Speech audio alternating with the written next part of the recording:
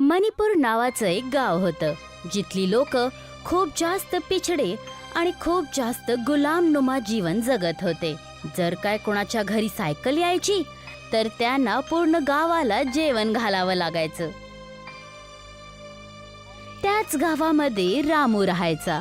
रामू गावाची छोटी मोठी कामं करून आपलं घर चालवायचा. कधी सरपंचच्या घरी काम करून तर कधी लाकडं कापून त्यांना विकून थोडेफार पैसे कमवायचा. जंगलामध्ये झाडं कापणं पण आता अवघड झालं आहे. माहित नाही कोणतं जनावर कधी समोर येईल, ह्या गोष्टीची भीती वाटत असते. रामू काही लाकडं घेऊन त्यांना विकायला बाजारी जायचा. अरे ये रामू ये, मी खूप वेळापासून तुझीच वाट बघत होतो. माझी वाट पाहत होतोस? ती कशाला? काय गोष्ट झाली? हे लाकडं घे आणि मला पैसे देऊन मोकळा कर. अरे सरपंच साहेब तुम्हाला त्यांच्या घरच्या कामासाठी बोलवत होते आणि म्हणत होते पूर्ण जुना हिशोब करणार होते. काय बोलत आहेस तू? या लकडीचं माप कर आणि आजचा हिशोब कर. मी सरपंचाच्या घरी लगेचच चालल्या जातो. रामूने त्या लाकूडवाल्याकडून काही पैसे घेतले आणि सरपंचच्या घरी काम आणि पैशाच्या लालचमध्ये निघून गेला. तेव्हा सरपंच आपल्या मुंशी बरोबर बोलणं करत होता. ह्या गावातील लोकांना गुलाम बनवणं खूपच सोपं आहे. काय करायचं आहे? त्यांना हताश आणि परेशान करायचं आहे. त्यांना खुश राहूच द्यायचं नाही. आणि जर काय ते एकदा खुश झाले नंतर ते कसले गुलाम तेच होऊ शकतात जे परेशान आहेत, जे चिंतेत आहेत. एकदम बरोबर बोललात सरपंच साहेब. यामुळे तुमच्या समोर अर्ध्यापेक्षा जास्त नौकर चाकर फिरतात. त्या सगळ्यांचं बोलणं दूर उभं राहिलेला रामू खूप चांगल्यापैकी ऐकतो आणि मनातल्या मनात विचार करतो. किती पाप आहे हे सगळ्यांच्या मनात. पूर्ण गावाला नोकऱ्याच्या नजरेमध्ये बघतात. जर कोणी यांच्याकडे मदत जरी मागितली तर ते पक्का मूर्ख आहे. रामू सरपंचकडे जाऊन बोलतो. देश तर कधी स्वतंत्र झाला सरपंच, पण तुमच्यासारखे सरपंच आणि मुन्शीच आहेत जे गुलामी आणि वाईट विचार ठेवतात, जे गरिबांना गुलाम समजतात, आम आदमीला मूर्ख आणि इमानदार लोकांना मंद. तू होश मध्ये तर आहेस रामू? ह्या कसल्या गोष्टी करत आहेस? तुझी एवढी हिम्मत की तू हे सगळं माझ्या समोर बोलत आहेस? छोटं तोंड मोठी गोष्ट. सरपंच साहेब सोडा, तुम्ही सांगा. तुम्ही मला बघत होता ना? बाजारात काही काम होतं? आज माझ्या मुलाचा वाढदिवस आहे. जाऊन मंडप लाव आणि पूर्ण गावात सांग की आज जेवण आहे आमच्या घरी. सोबतच जे हलवाई येतील तू त्यांना हातभार लाव. ठीक आहे सरपंच. आणि तुमच्या ह्या गुलामाचे मागचे पैसे पण बाकी आहेत, तर त्याचा पण थोडा लक्ष ठेवा. तुझा हिशोब मी आत्ताच चुकता करेल. पहिले जाऊन सगळं काम कर. दावतची पूर्ण तयारी जसं रामूच्या हातामध्येच होती. तो गावच्या प्रत्येक घरी जाऊन न्योता देण्यापासून सगळे काम करून द्यायचा. या सगळे पोट भरून जेवा. जेवण खूपच सुंदर बनलेलं आहे. जेवण खूप जास्त रुचकर बनलं आहे. आपलं वजन वाढून चालल्याचा. खरंच खूपच चांगली व्यवस्था केली आहे. मज्जा आली जेवण करून. जिथं रामूचा हात असतो तिथं अशीच मज्जा येते. खरं बोलला तुम्ही. रामूच्या हातामध्ये तर जसं जादू आहे. जे पण बनवलं जातं त्याच्यामध्ये रामूचे हात पडले तर जेवण खूप जास्त स्वादिष्ट आणि चांगलं होतं. पूर्ण गावाने खूप आनंदाने दावत खाल्ली आणि सगळ्यांनी रामूची खूप प्रशंसाही केली. पण सरपंच आणि त्याच्या मुलग्याला ही गोष्ट अजिबात नाही आवडली. पण जेव्हा रामू सरपंचकडे आपल्या हक्काचे पैसे मागायला गेला तेव्हा सरपंच आणि त्याच्या मुलग्याला ही गोष्ट अजिबात नाही आवडली. सरपंच साहेब, सगळ्या गोष्टी खूप व्यवस्थित झाल्या. पूर्ण गावाने जेवण पण केलं आणि तुमच्या मुलाचा वाढदिवस पण खूप चांगल्या प्रकारे झाला. आता द्या, आता माझी पगार द्या. सगळं झालं पण काही गोष्टी चांगल्या नाही झाल्या. माझ्या मुलाला कोणीही वाढदिवसाच्या शुभेच्छा नाही दिल्या. फक्त आले, जेवण केलं आणि तुझी बढाई करून चालल्या गेले. असं वाटलं नव्हतं गावातील लोक असं करतील. आणि राहिली गोष्ट तुझ्या पगारीची, तू ती घेऊन जाऊ शकतोस. सरपंचने रामूला पैसे दिले. रामू तिथून निघून गेला. मालक, हे काय? रामूचे पैसे तुम्ही असे कसे काय देऊन टाकले? ही तर वाईट गोष्ट आहे. तू त्याची चिंता नको करूस. मी रामूच्या मागे 2 गुंड लावले आहेत. जसं तो जंगलाच्या रस्त्यातून घरी जाईल ते दोघं त्याच्यासोबत भांडण करून रामूकडून पैसे घेतील.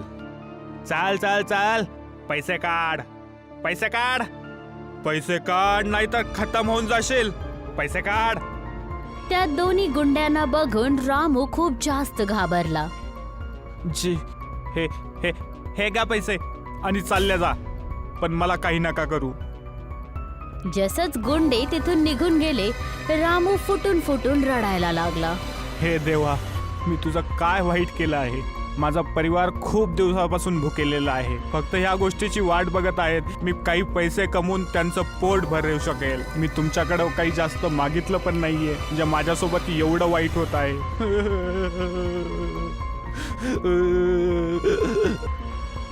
रामूच्या रडण्याची आवाज ऐकून जंगलाचे खूप सगळे प्राणी इकडे तिकडे पळायला लागले. त्याच मध्ये एक ससा रामूच्या समोर जखमी हालत मध्ये समोर आला. अरे हे काय? याची हालत तर खूपच जास्त नाजूक आहे. मला याचा जीव वाचवला पाहिजे, नाहीतर हा ससा मरून जाईल इथे. रामू त्या सस्याची मदत करतो. जसंच ससा होश मध्ये येतो, ससा रामूला बोलतो, अरे रामू, तू मला ओळखला नाहीस? मी तुझा लहानपणीचा मित्र आहे. सस्याची आवाज ऐकून रामू खूप जास्त घाबरून जातो. तू बोलू कसं शकतोस? हे सगळं काय होत आहे? तुला माझं नाव कसं काय माहितीये? आणि माझा लहानपणीचा मित्र? हे सगळं काय आहे? हे सगळं काय बोलत आहेस तू? अरे तू शांत हो. मी एक मायावी ससा आहे. बहुतेक तुला आठवण द्यावी लागेल. हे बघ. त्या मायावी सस्याने आपल्या जादुई शक्तीयांनी रामूच्या लहानपणाची गोष्ट त्याला दाखवली. रामूच्या समोर त्याचा लहानपणा दिसत होता, जिथे रामू त्याच सस्याबरोबर खेळत होता, त्याला खाडवत होता आणि त्याला पाणी पण पाजवत होता. हे कसं काय होऊ शकतं? हा मुलगा तर मी आहे. मला जिथपर्यंत लक्षात आहे, माझ्या वडिलांनी तुला कोणत्या जादूगाराला विकलं होतं. तू बरोबर बोललास. त्या जादूगरच्या मदतीने मी आज मायावी ससा बनलो आहे आणि ह्या जंगलमध्ये राहतो. एक वाघाने माझ्यावर हमला केला. मी त्याच्याकडून वाचता वाचता इथे आलो आणि तू माझे प्राण वाचवलास. आता तू माझ्याकडून कोणत्याही 2 वस्तू मागू शकतोस. मी त्यांना नक्की पूर्ण करीन. मला तुझ्याकडून काहीच नाही पाहिजे. तू फक्त चालल्या जा आणि मला एकटं सोड. अजून काही नाही. रामूला हताश आणि परेशान बघून ससा आपल्या जादुई शक्तीने त्या जागेटी एक पाणीपुरीचं झाड बनवतो. हे काय आहे? पाणीपुरीचं झाड? असं तू का केलंस? तू आपली पाणीपुरी विकून आपलं घर चालवत जा. ह्या पाणीपुरीच्या झाडाने पुरी तोडून आणि समोरच्या विहिरीतून पाणी घेऊन तू त्याला विकत राहा. ह्याने तुझी आमदनी पण होईल आणि माझं वरदान पण पूर्ण होऊन जाईल. त्या मायावी सस्याच्या मदतीने रामू खूप जास्त आनंदात आला आणि त्याच्या आनंदाचे अश्रू बाहेर पडले. धन्यवाद मित्रा. लहानपणी केलेले उपकार तुला अजून लक्षात आहेत. धन्यवाद. मी या पाणीपुरीला विकून आपलं घर खूप सुंदर चालवेल. आणि दुसऱ्याच दिवसापासून एकदम तसंच व्हायला लागलं. रामू त्या पाणीपुरीच्या झाडाने खूप सगळ्या पुऱ्या तोडून घेतो आणि जवळच्याच एका विहिरीतून तिखट तिखट पाणी पण घेतो आणि त्यांना एका ठेल्यावर विकायला लागतो. रामू भैया, एक प्लेट पाणीपुरी लावा बरं. तुमच्या हातात तर जादू आहे. जादू. हो, आणि न तर काय. एकदाच एक प्लेट पाणीपुरी कोण खाऊच नाही शकत. त्याचं मनच नाही भरणार. कमीत कमी 3 प्लेट पाणीपुरी तर खावीच लागेल. अरे हे तर तुमच्या सगळ्यांचं प्रेम आहे. आम्ही तर ऐकलं होतं की तू तुझं घर पण दुरुस्त केलं आहेस. खूप चांगली गोष्ट आहे. आता तुझं घर खूप शानदार आणि खूपच चांगलं दिसत आहे. सगळी हरींची कृपा आहे.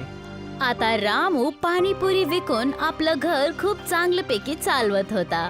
असंच खूप महिने निघून गेले होते. रामूने गावामध्ये एक स्कूटी पण घेतली. त्या स्कूटीवर बसून तो पाणीपुरी ठेवून रामू आणि रामूची बायको संध्या दोघेही गावी गावी जाऊन पाणीपुरी विकायचं काम करत होते. ही गोष्ट सरपंचला अजिबात नाही आवडली. त्या रामूकडे बघा, काल काय नवीन धंदा सुरू केला आणि अचानक एवढा पैसेवाला झाला की ज्या गावात सायकल नाहीये त्या गावात रामू स्कूटीवरती पाणीपुरी विकत आहे. जर असंच चालत राहिलं मालक, रामू काहीच महिन्यामध्ये तुमच्यापेक्षा जास्त श्रीमंत होईल आणि जास्त इज्जतवाला पण. तू फक्त त्याचं गुणगानच गात राहशील की काही उपाय पण करशील ज्याने रामूचा धंदा चौपट होईल? एक उपाय आहे, लक्षात आहे तुम्हाला? तुमचे नकाबवाले गुंड, त्यांना सांगून त्याची स्कूटी पाणीपुरी तोडून तुम्ही तुमचा हिशोब बराबर करून घ्या. काही पण बोल मुंशी, तू तर खूप चालू आहेस. असंच करूयात आपण, आणि ह्या वेळेस तर मी पण सोबत येईल त्याची स्कूटी पाणीपुरी तुटते वेळेस बघायला. सरपंच आणि मुंशी रामूच्या घराजवळ जातात आणि झाडांच्या मागे लपून त्या गुंड्यांचा कारनामा बघायला लागले. जसंच त्या गुंड्यांनी स्कूटी पाणीपुरीची गाडी तोडली, सरपंच आणि मुंशी खूप आनंदात आले.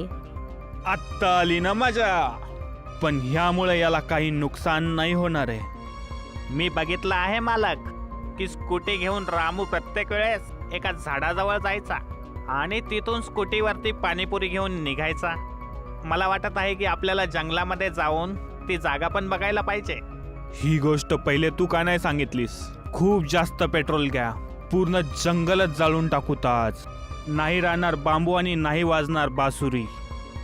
सरपंच आणि त्यांच्या गुंड्यांनी खूप सगळं पेट्रोल घेतलं आणि त्या पाणीपुरीच्या झाडाकडे पोचले आणि तिथे जाऊन बघितलं की पाणीपुरीचं झाड आहे जिथून रामू पुऱ्या तोडून घ्यायचा. अच्छा, तर ही गोष्ट आहे. आता लक्षात आलं मला सगळ्या गोष्टी. ह्या सगळ्या झाडांना पेट्रोल टाकून जाळून टाका. आणि तसंच झालं. सरपंचने पूर्ण जंगलामध्ये आग लावली, पण एक पण झाड जळलं नाही. सरपंच, मुंशी आणि दोन्ही गुंडे खूप जास्त हैराण झाले.